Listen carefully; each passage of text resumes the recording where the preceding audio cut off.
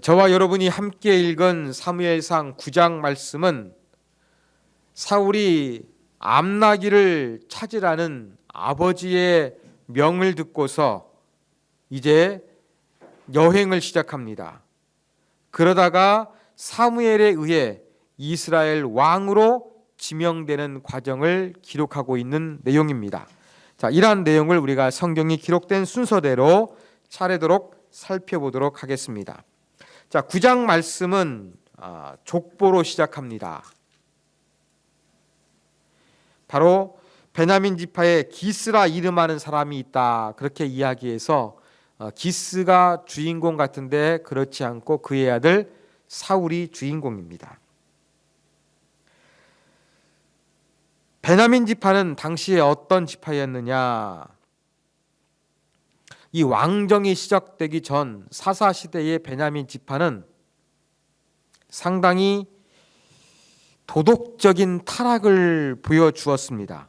사사기 19장에 보면 레위인의 첩을 융간했던 기브아 사람들이 베냐민 지파 사람들이었습니다.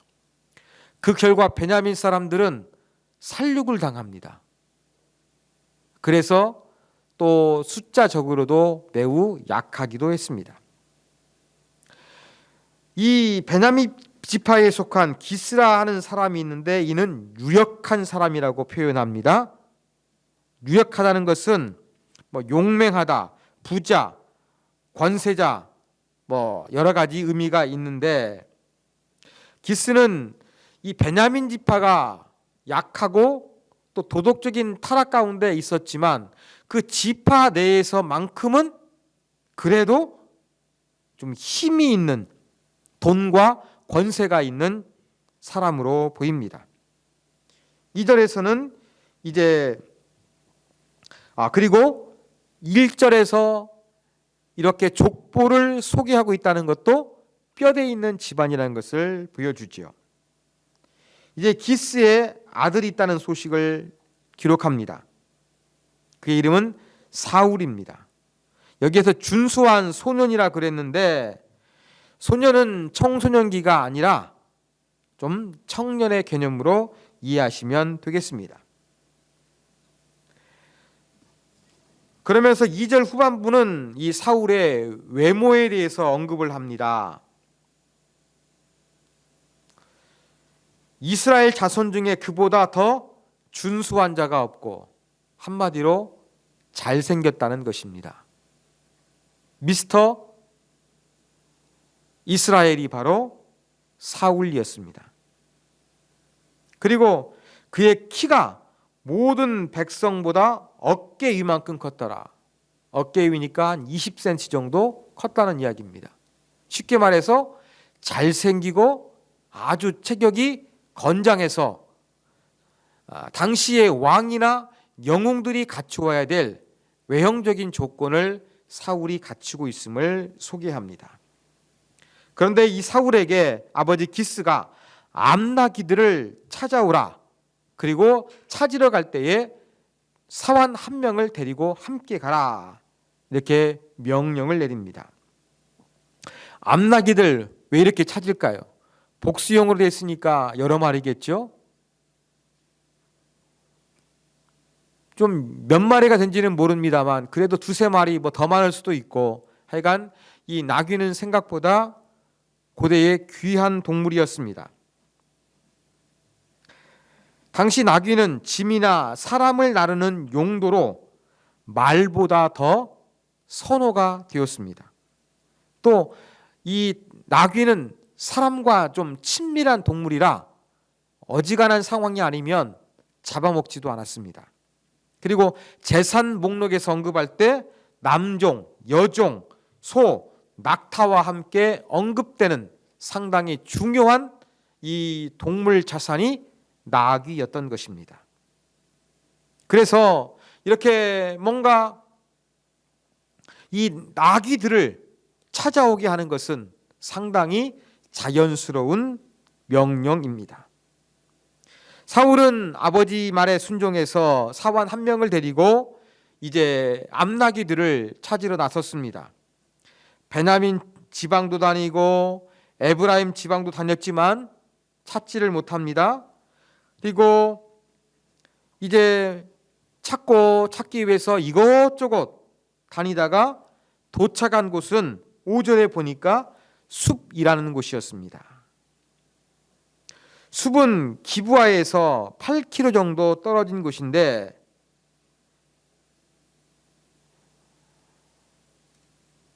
사무엘의 집도 여기에 있다는 것을 이야기합니다. 근데 사무엘의 집, 사무엘의 고향은 라마였습니다. 근데 이 라마를 숲이라고 불렀던 이유는 이 사무엘의 조상 중에서 숲이라는 사람이 있으니까 인명을 따라서 지명을 대신했던 것으로 보입니다. 자, 이렇게 라마까지 숲까지 잃어버린 암나귀를 찾기 위해서 왔는데 사울이 갑자기 사환에게 come back home, go back home, 그렇게 이야기합니다. 집으로 돌아가자. 아버지께서 암나귀 생각은 고사하고 우리를 위하여 걱정하실까 두려워하노라. 나귀 찾는데 한 3일 이상 시간이 걸린 것 같습니다. 그러니까 아버지가 아들이 돌아오지 않으니까 걱정하는 것이 염려되는 효자로 보입니다. 그래서 암나귀보다 우리들을 아버지께서 걱정하시니까 그만 돌아가자 이렇게 이야기합니다. 효자 같으지요? 그러나 또 다른 면을 우리가 알 수 있습니다. 사울은 어떻습니까? 집요하게 암나귀들을 찾는데 실패합니다.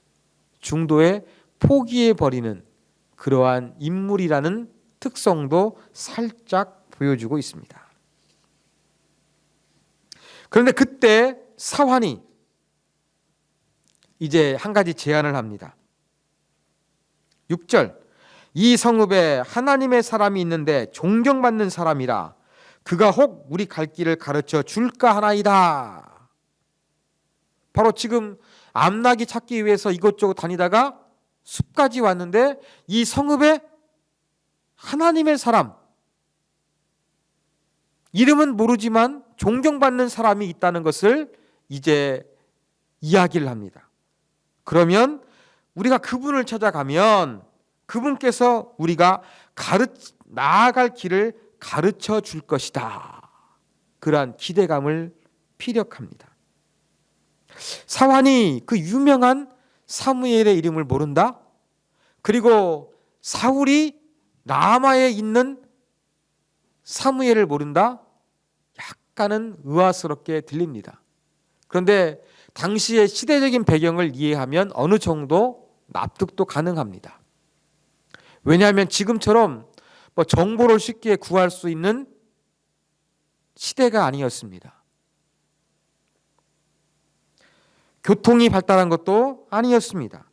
정치적으로도 왕정 체계가 시작되지 않고 사사시대 각자 자기의 소견대로 행동했던, 자기가 옳다고 생각하는 것이 기준이 되었던 그러한 시대를 살고 있었기 때문에 좀 명성은 자자했지만 이 사무엘을 정확히 모르는 사람도 있었을 가능성은 얼마든지 있습니다. 그러면서 그 하나님의 사람을 만나면 그가 우리의 갈 길을 가르쳐 줄 수도 있습니다. 제안합니다. 자, 우리가 갈 길 어떤 의미겠습니까? 지금 사울의 아버지께서 암나귀를 찾으라고 명령했는데 그 암나귀의 행방을 찾게 도움을 줄 것이다. 이렇게 해석이 가능하겠죠? 근데 히브리 원문을 직역하면 우리가 걸었던 길입니다. 우리가 걸었던 길. 그러니까 암나귀의 행방이 아니라 이건 반대로 어때요? 우리가 지금 어떻게 그 아버지 기스가 있는 그 집으로 돌아갈 것이라는 방법을 가르쳐 줄 것이다.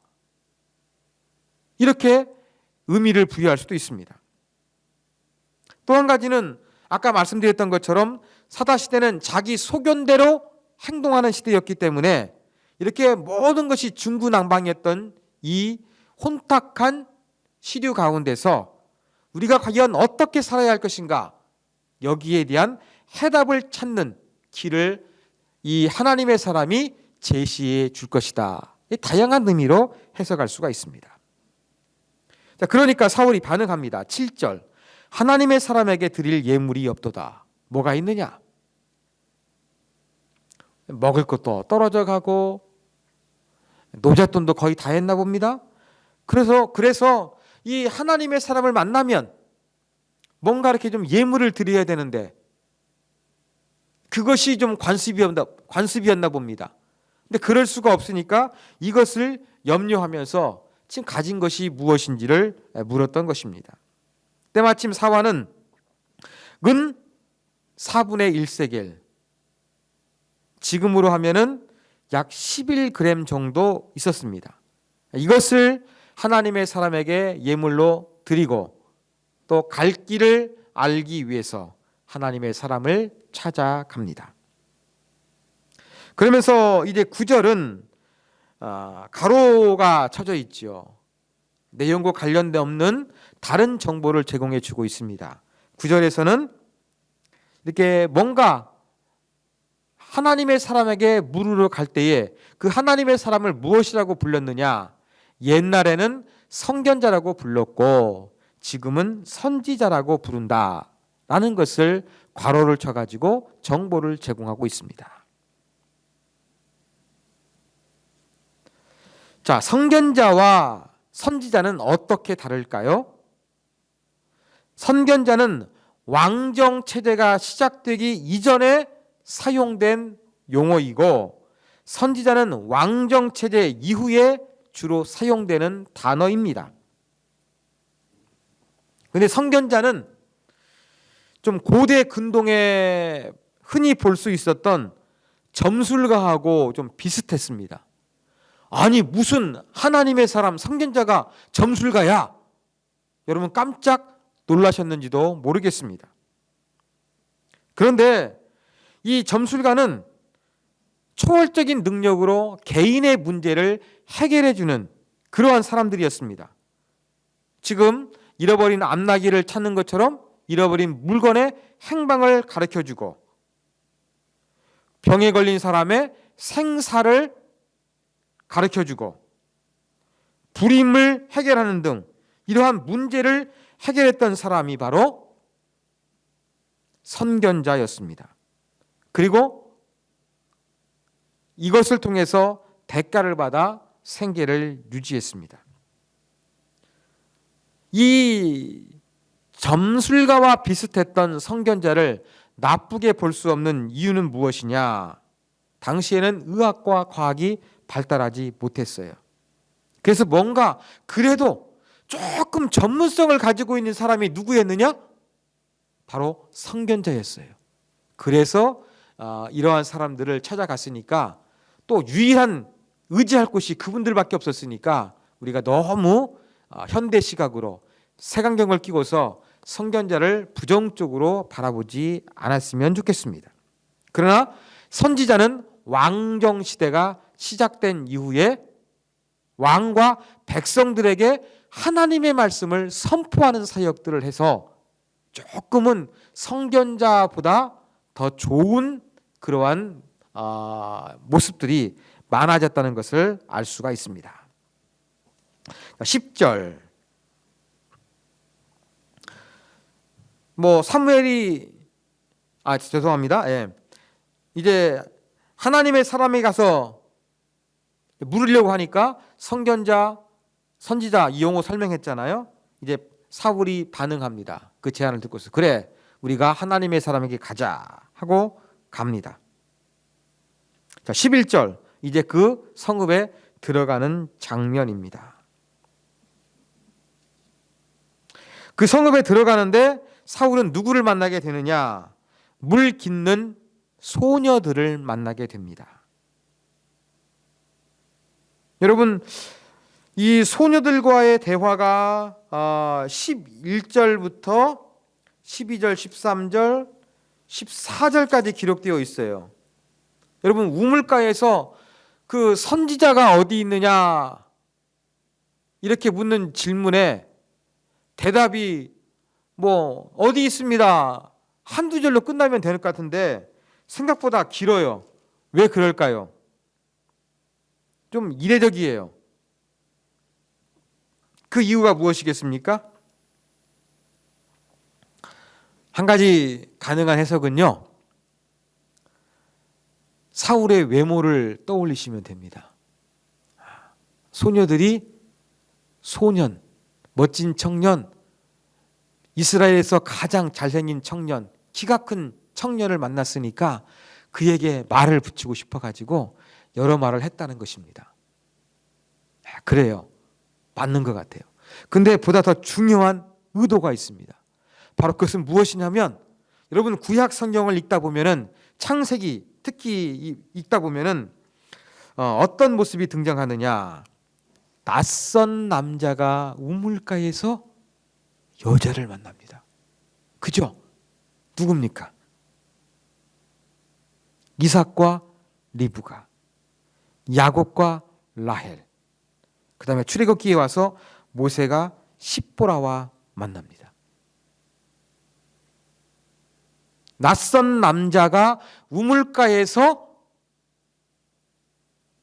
어떠한 여인을 만나게 되는, 그래서 뭔가 깊은 관계를 형성하게 되는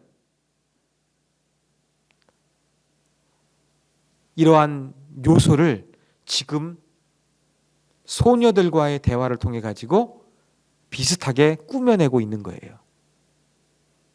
그런데 지금 사울은 누구를 만나기 위해서 왔습니까? 소녀가 아니라 사무엘을 만나기 위해서 왔잖아요. 그런데 왜 이렇게 남자와 남자가 만나는데 마치 우물가에서 낯선 남자와 그 지역에 사는 여자가 만나는 것처럼 보이는 이 중요한 만남인 것처럼, 남녀 간의 만남인 것처럼 왜 이렇게 사무엘상 9장은 묘사하고 있는가? 그 의도를 우리가 한번 알아볼 필요가 있습니다.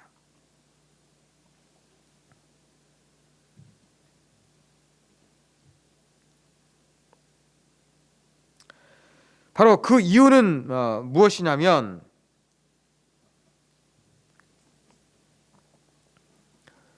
지금 이스라엘은 사사로서, 선지자로서, 제사장으로서 사무엘이 통치를 했습니다. 사무엘이 나이 듣고 아들들이 조금 부정부패가 있으니까 인간 왕을 요구했습니다.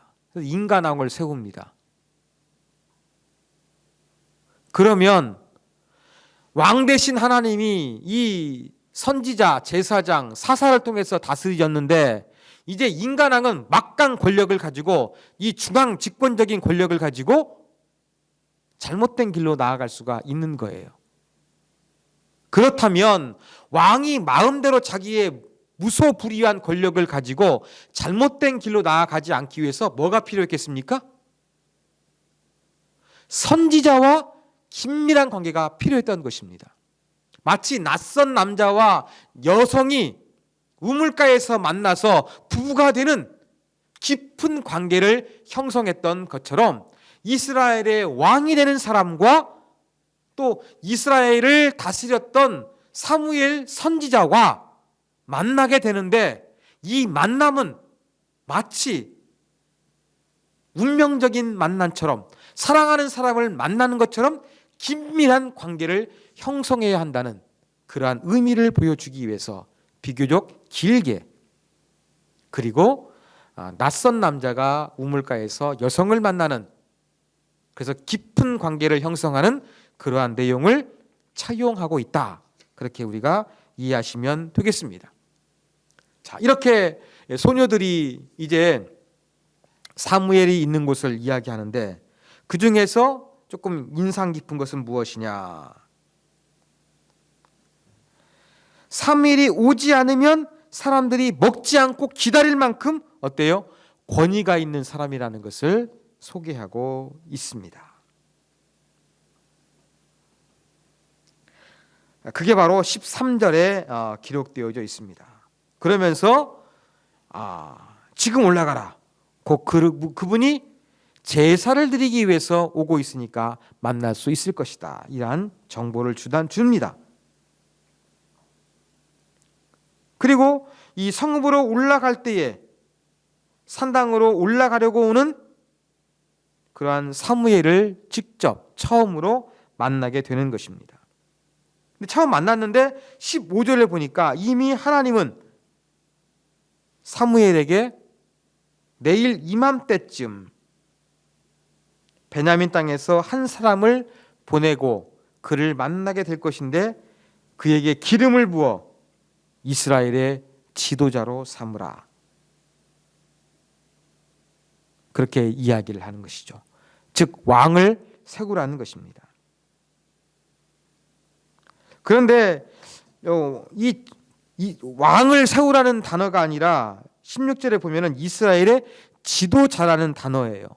왕이라는 단어가 아니라 지도자라는 단어가 사용되어 있는 것이 조금 특이합니다. 왕이라는 단어는 조금 후에 사용이 됩니다.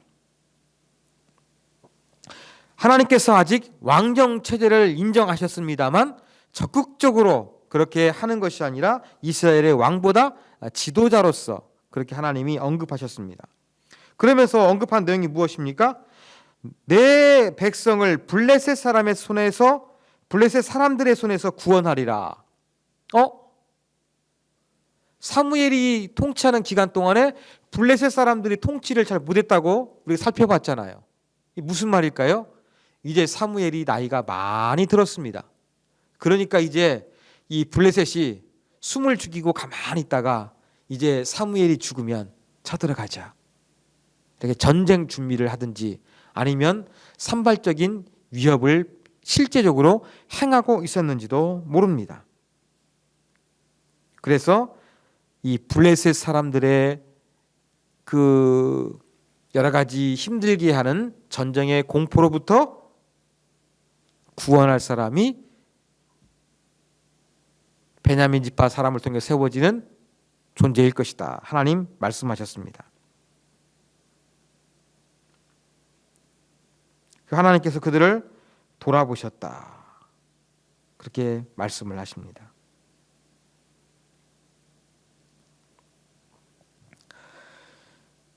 (17절) 이제 15절 16절은 전날 하나님께서 하신 말씀이에요. 사무엘이 처음으로 사울을 보게 됩니다.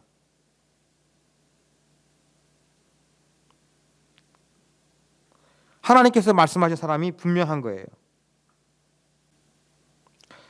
그래서 이제 18절에 보니까 사울이 성문 안에서 사무엘에게 나아갑니다. 근데 이 사람이 늙었죠. 나이가 많은 사람이었는데 모르니까, 이름을 모르니까 그냥 성견자의 집이 어디입니까 어르신 이렇게 물었겠지요. 그러니까 19절 사무엘이 사울에게 대답합니다. 바로 나다. 그러면서 19절 보니까 너는 내 앞에서 산당으로 올라가라. 너는 내 앞에서 산당으로 올라가래요. 왜 그럴까요? 젊으니까 산당으로 빨리 올라갈 수 있으니까 먼저 보냈겠습니까? 사무엘은 나이가 들었으니까 빨리 못 가니까 천천히 가려고 그랬겠습니까? 아닙니다. 지금 사울을 먼저 산당으로 올라가도록 그렇게 말하는 것은 이제 하나님께서 말씀하셨으니까 이 사울을 왕으로 삼아야 돼요. 왕이 먼저 올라가야 되겠죠. 그래서 먼저 올라가게 했던 것입니다. 너희가 오늘 나와 함께 먹을 것이요. 유대인들에게 함께 식사한다는 것은 친밀한 관계를 의미했습니다. 친밀한 관계가 이루어져야 한다는 걸 보여줍니다. 아까 말씀드렸던 것처럼 낯선 우물에서 남자와 그 여성이 만나 부부가 되는 긴밀한 관계를 맺었던 것처럼 하나님께서 왕정을 인정하셔서 인간 왕을 세워주시지만 선지자와 이렇게 함께 식사할 정도로 긴밀하고 친밀한 관계를 유지해야 됨을 보여주는 상징이기도 합니다. 그리고 아침에는 내가 너를 보내되 내 마음에 있는 것을 다 내게 말하리라. 내 마음, 네 마음이죠? 그럼 사울의 마음이에요. 사울의 마음에 있는 것이 무엇이겠습니까? 지금 아버지가 명령하신 잃어버린 암나귀들을 찾지 못한 거예요. 그것이겠습니까? 아니에요. 20절 보십시오. 사흘전에 이른데 암나귀들을 염려하지 말라 찾았느니라. 여기에 대한 이야기가 그 다음에 이어지고 있어요. 그러면 지금 사울의 마음에 있는 것을 내가 다 이야기해 주겠다. 이렇게 말하는 것은 무엇이겠습니까? 뭐 암나귀가 아니라 뭔가 그 사울이 진정성을 가지고 고민하고 걱정하고 생각했던 그러한 것들이겠죠. 그것이 무엇인지, 네 안에서 지금 고민하고 있는 것이 무엇인지, 염려하고 생각하는 것이 무엇인지 내가 말해 주겠다. 정말 좀 성견자의 모습을 그렇게 좀 보여주고 있습니다. 그러면서 이스라엘 온 이스라엘이 사모하는 자가 누구냐? 너와 내 아버지의 온 집이 아니냐? 조금 기분 좋게 사무엘이 사울을 띄워주고 있습니다. 그런데 사울은 아닙니다. 우리는 이스라엘 12지파에서 가장 작은 베냐민 지파고 베냐민 지파 중에서도 우리는 가장 작은 가족입니다. 겸손을 표합니다. 실제 겸손인지 아니면 이 사무엘의 영적인 위험 앞에서 그렇게 겸손하게 되었는지 모르겠습니다만 하여간 겸손한 행동을 취했습니다. 22절 이제 사무엘이 사울과 그의 사환을 인도하여 객실로 갑니다. 자, 먼저 어디로 올라갔죠? 산당으로 올라갔죠. 산당에는 객실이 있었습니다. 근데 산당의 객실은 조금 다용도실의 개념으로 사용이 되었습니다. 제사를 드린 이후에 식사를 하는 장소, 또 대화를 나누며 교제하는 장소, 또 밤에는 손님들이 하룻밤을 묵을 수 있는 장소로 사용했습니다. 자, 그곳에 사울이 이미 초대했던 사람들이 약 30명 가량이 있었습니다. 그런데 이 많은 사람들 중에 사울이라는 처음 보는 사람을 가장 높은 상석에 앉힙니다. 그리고 요리사에게 준비했던 음식을 가져오게 하는데 그 중에서 가장 좋은 부분, 넓적다리였는지 꼬리였는지는 불분명한데 본문은 지금 넓적다리를 이야기합니다. 그 부분을 가져다가 이제 가장 상석에 앉은 사울에게 가져다 줍니다. 30명이 넘는 사람들을 초대했는데 사무엘이 가장 집중하고 있는 사람은 사울이었습니다. 그런데 이 자리를 지금 왕을 임명하는 자리가 될 것이라고 아는 사람은 누구입니까? 아무도 없습니다. 한 사람, 오직 하나님의 명령을 받은 사무엘 뿐이었습니다. 그 자리에 초대받은 나머지 사람들은 잠시 후에 벌어질 일들을 전혀 모르는 상태였습니다. 근데 왜 같이 식사하게 했을까요? 아니, 왕으로 삼을 거면 그냥 그 사무엘이 사울에게 기름 부어서 안수하면 될 텐데 그렇게 하지 않고 그 전에 왜 이렇게 많은 사람들을 초대해서 교제하도록 그렇게 했겠습니까? 이것은 초청한 사람들이 사울과 식사를 하면서 그가 어떻게 행동하는지, 과연 왕으로서의 자질과 소양이 있는지, 그러한 인품이 되는지를 가까이에서 관찰할 수 있는 기회를 제공했던 것입니다. 그리고 이러한 식사 잔치가 끝나니까 사무엘은 이제 산당에서 나와서 한 성의 집으로 갑니다. 25절 사울과 함께 지붕에서 담화하고, 무슨 지붕에서 담화했을까? 그렇게 이야기하는데, 이 지붕은 이스라엘의 가옥 구조를 조금 이해할 필요성이 있습니다. 1층은 짐승의 우리, 그리고 가사에서 쓰는, 집안에 쓰는 여러 가지 기구들이 1층에 있었습니다. 그리고 2층은 오락이나 대화를 나누고 잠을 자는 공간이었습니다. 그리고 심지어 예배가 드려지는 공간이었습니다. 이러한 곳에서 사울과 사무엘이 이제 대화를 나누었던 것입니다. 그런데 26절에 보니까 그들이 일찍 일어날세 그랬죠? 그러면 지붕에서 대화 나누고 어땠습니까? 작겠죠? 대화를 짧게 했겠습니까? 아닙니다. 상당히 길게 했을 것입니다. 어떤 대화를 했겠습니까?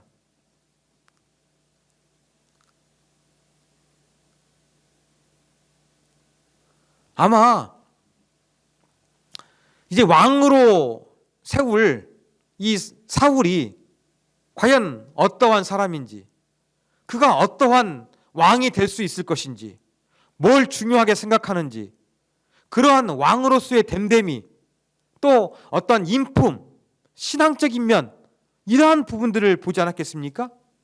그러면서 이 지붕에서 어쩌면 밤새도록 두 사람이 그렇게 이스라엘 민족과 국가의 미래에 대해서, 안타까운 현실에 대해서 어떻게 해결해야 될지, 어떻게 생각하는지, 또 지금 하나님께서 왕을 세울 때에 블레셋 사람에서 구원하리라 말씀하셨는데, 이 블레셋의 그 참 위협으로부터 어떻게 자유로울 수 있는지, 이러한 부분들에 대해서 생각을 나누었던 것으로 보입니다.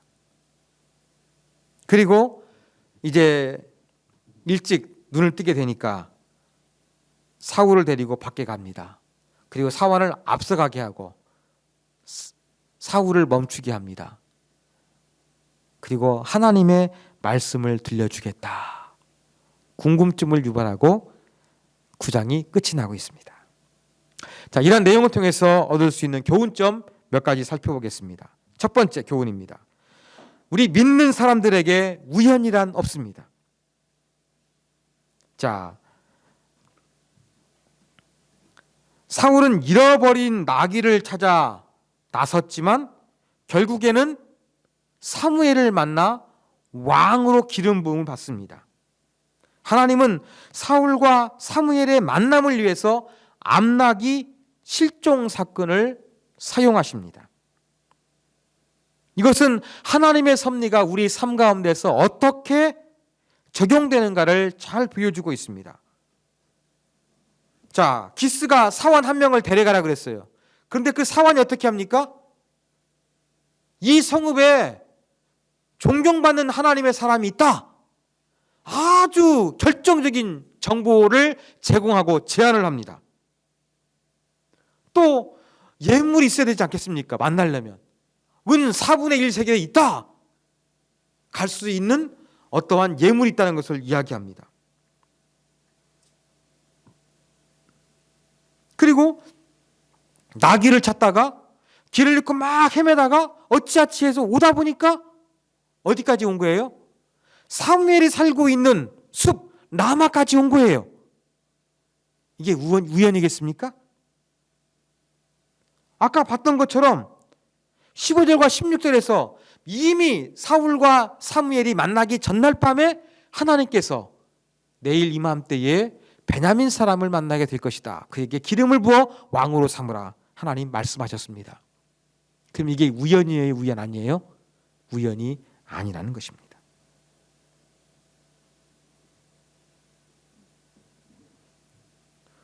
사랑하는 여러분, 그리스도인의 삶에서 우연은 없습니다. 그러면 우리가 어떻게 살아야 되겠습니까? 우연이 아니니까. 오늘 내가 만나는 사람, 내가 지금 살아가고 또 처해진 환경, 이 모든 것을 통해서 뭘 알아가는 거예요? 우연이 아니에요. 여러분이 오늘 지금 만난 사람, 여러분이 거했던 환경, 전부 다 우연이 아니에요. 무엇입니까? 이러한 환경 속에서 하나님의 섭리를 이루어 가시는 거예요. 그러므로 우리가 일상 속에서 내가 처해진 삶의 정황과 환경과 내가 만나는 사람들 모두 나로 하여금 하나님의 뜻과 하나님의 계획을 알아가도록 도와주고 길라잡이를 하는 그러한 사람들이다. 그렇게 인식을 해야 되겠습니다. 평범한 일상에서 내가 만나는 사람들, 내가 처해진 환경 속에서 하나님의 뜻을 알아간다고 한다 그러면 그 살아가는 작은 일상 속에서 우리는 어떻게 살아가야 되겠습니까? 작은 일에도 충성하는 아름다운 모습. 삶의 작은 부분에서도 하나님의 뜻과 계획을 발견하기 위한 주님의 뜻을 찾는 심정으로 살아야 한다는 것을 교훈점으로 배울 수 있습니다. 두 번째 교훈입니다. 우리는 하나님 말씀에 순종하는 사무엘의 모습을 본받아야 합니다. 자, 8장 22절에 보면 사무엘은 별로 마음 내키지 않은데 하나님께서 이스라엘 백성들이 왕을 요구하니까 왕으로 삼아라 그렇게 말씀하시고 사무엘은 이스라엘 백성들을 집으로 돌려보냈습니다. 그런데 9장에 오니까 어떻습니까? 사무엘이 왕을 삼을 만한 그러한 사람을 발견하기 위해서 찾으러 조금 더 수소문하면서 다녔던 것으로 보입니까? 아니면 그냥 가만히 자기가 했던 사역들을 최선을 다해서 잘하기 위해서 노력했던 것으로 보입니까? 어느 쪽입니까? 제가 볼 때에는 사무엘이 적극적으로 왕이 될 만한 사람을 세우기 위해서 움직이지 않았던 것 같아요. 먼저 사무엘의 마음 가운데 내키는 것도 아니고 하나님도 그냥 마지못해서 허락해 주시는 것이기 때문에 빨리 진행하고자 하는 마음은 없었을 거예요. 그러면 하나님의 명령 가운데 초기에는 어떻습니까? 또 막연하게 그 말씀이 주어졌을 때에는 사무엘이 조금 수동적으로 움직였다는 것을 알 수 있습니다. 그런데 사울이 오기 전날 내일 이맘때에 베냐민 지파 사람을 만나면 기름 부어 왕으로 삼아라. 아주 하나님께서 구체적으로 말씀하셨습니다. 그러면 베냐민 사람 오면 그 사람이 분명히 왕이네. 그냥 기름 부을 준비해 놓으면 되겠네. 그러면 되잖아요. 그렇지 않습니까, 여러분? 그런데 사무엘이 어떻게 했습니까? 산당에서 제사를 드린 다음에 어떻게 했습니까? 같이 객실에서 잔치를 베풀었습니다. 잔치에서 30명이 넘는 사람들을 초청해서 같이 먹고 마셨습니다. 뭐 하기 위해서요? 지금 이 베냐민 사람 사울이라는 청년이 어떠한 인품과 소양과 자질이 있는지 가까이에서 많은 사람들이 그를 관찰하고 살펴볼 수 있는 기회를 주었던 것입니다. 그뿐만이 아닙니다. 산당에서 잔치를 먹고 난 다음에 이제 어느 집에 들어가서 지붕에 올라가서 잠을 자면서 대화를 했습니다. 시국 토론을 했겠지요. 이스라엘의 현실과 미래와 하나님은 어떻게 섬겨야 되는가? 이러한 대화를 나누었을 것입니다. 이런 것들을 통해서 사무엘은 사울 속의 마음 속에 있는 거, 그것이 뭔지 알려준 거예요. 어떤 자질이 사울에게 있었겠습니까? 사울은요, 이스라엘의 미래를 걱정했습니다. 이스라엘의 현실을 고민했습니다. 이 나라 이 민족이 어찌 되어야 될 것인지 그냥 고민을 했는데 그런 고민이 있다는 것을 사무엘이 알려주겠다는 거예요. 이렇게 나라와 민족에 대해서 고민하는 사람, 이러한 사람을 왕으로 세우려고 했던 것입니다. 그리고 그것을 끄집어냈던 것입니다. 자, 그러면 사무엘이 처음에 왕을 세우라고 할 때는 조금 막연하니까 좀 수동적으로 보였는데 막상 이 베냐민 사람 한 사람을 만나게 되면 왕으로 기름 부으라고 하니까 여기에 대한 준비를 철저하게 한 거예요. 그냥 왕만 세우면 되지 않습니까? 거룩하신 하나님께서 세우시라고 어떤 사람인지 어느 지파 사람인지 말씀해 주셨으니까, 시간도 가르쳐 주셨으니까 그냥 하면 되는 거예요. 모든 우주 만물의 통치권자인 하나님께서 말씀하셨는데 인간 사무엘이 무슨 토를 하겠습니까? 순종하면 되지. 근데 사무엘이 어떻게 순종합니까? 정말 왕이 될 자질이 있는지, 자기가 단둘이 있으면서 대화하면서 파악하고 왕 자질을 도와주는 조언도 했을 것입니다. 그리고 많은 사람들이 사울을 관찰하면서 어떠한 인물인지 볼 수 있도록 했던 것입니다. 주도 면밀했습니다. 하나님의 뜻이니까 그냥 덮어놓고 내 역할만 하면 되겠네, 기계적으로 순종한 것이 아니라 최선을 다해서 순종하고 있는 사무엘의 모습, 우리도 하나님의 뜻 가운데 어느 정도 순종해야 되는지를 배울 수 있습니다. 자, 마지막 세 번째 교훈입니다. 하나님은 우리들을 변함없이 사랑하시는 분이라는 결론을 얻습니다. 자, 16절. 내일 이맘때에 내가 베냐민 땅에서 한 사람을 내게로 보내리니 너는 그에게 기름을 부어 내 백성 이스라엘의 지도자로 삼으라. 그가 내 백성 블레셋 사람들의 손에서 구원하리라. 내 백성의 부르짖음이 내게 상달되었으므로 내가 그들을 돌아보았노니라. 하나님 말씀하셨습니다. 자, 지도자로 삼으라. 왕이 아니라 그랬죠. 진정한 왕은 하나님이시기 때문에 아직 사울에게 왕이라는 표현을 사용하지 않은 의도적인 면도 있습니다. 그러면서 하나님은 세 번씩이나 뭐라고 합니까? 이스라엘을 내 백성이라고 말씀하십니다. 근데 우리가 살펴본 내용은 무엇입니까? 하나님 왕대심을 포기하고 하나님과의 언약을 뒤로한 채 인간 왕이 필요합니다. 다른 강력한 고대 근동의 국가들처럼 우리에게도 인간 왕이 필요합니다. 이걸 강력히 요구했어요. 이러한 이스라엘 백성들을 향해서 하나님은 변함없이 그들을 내 백성이라고 세 번씩이나 강조하고 계십니다. 인간은 하나님을 멀리해도 하나님은 여전히 변함없는 사랑을 보여주고 계십니다. 여기에서 우리는 하나님이 어떠한 분인지를 알 수 있습니다. 그래, 너희들이 다른 이방 민족들처럼 왕을 요구해? 니네 마음대로 한번 해봐라. 고통을 당해봐라. 이렇게 하나님께서 그들을 버리신 게 아닙니다. 방치하신 것도 아닙니다. 내 백성이라고 변함없는 그들을 향한 사랑을 표시하십니다. 그리고 내 백성의 부르짖음이 내게 상달되었으므로 내가 그들을 돌아보았노라.